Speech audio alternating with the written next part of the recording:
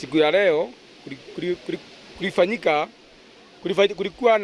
tulikuwa tukitafuta mwili wa kijana, na tukitafuta mwili wa kijana tulikuta ako kwa moto.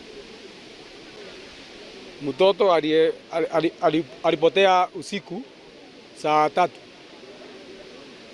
na tukaanza kumtafuta na tumempata asubuhi. Kulingana vile amekaa, kunaonekana ni kuleto alileto hapo akaweko, akauo akasoka akaletwa hapo. Tungeuliza maafisa wa polisi wasunguse hiyo kifo chake. Tumekuja hapa asubuhi tukitafuta hiyo tuone ako wapi. Tukateremka huko chini, lakini wakati wa kutoka tukinya pande hii tumeona viatu vale, tukiangalia pande nyingine tukamwona ametupwa hapo. Yes. Hiki tena tunataka sheria ifuato, tujue ni namna gani yule alifanya namna hiyo, na kisiko apelekwe kwa serikali ifanye kazi kwa nini kitendo kimbaya katika area hii.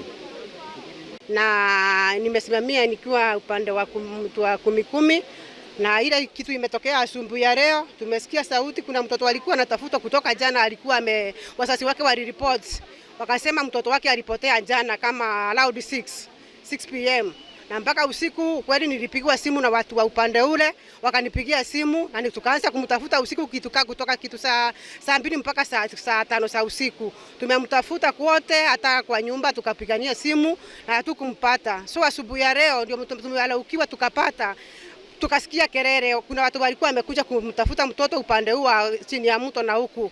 Ndipo wakati walikuwa wanamtafuta wakaona viatu vyake vikiwa pale chini.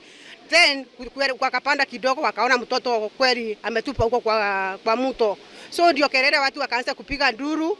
Na kwa hivyo tungeomba serikali ya President William Ruto, tunaomba security purpose kwa hii area, sababu kuna wakati tulikuwa tunasikia kuna watu wanatupwa kwa mto wakati saindi kama Moya, lakini sasa hata huku kwetu kumetokea hiyo kumetokea hiyo watoto kupotea na mpaka watu. So sababu ya security purpose, sababu kuna watoto wetu huwa wanaenda shule mapema asubuhi, tungeomba security, sababu hata watoto wale wako shule wanaweza ogopa wakisikia kuna mtoto mmoja wao amepotea. So tungeomba serikali itupe security kwa hii area.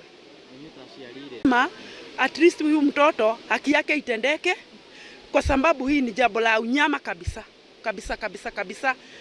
Serikali iingilie kati, at least ionekane haki yake. Na sisi kama wazazi, watoto wetu wanaenda asubuhi na mapema kuelekea shule, tungeomba at least waandijust hii masaa, watoto wao at least wakienda masaa mazuri.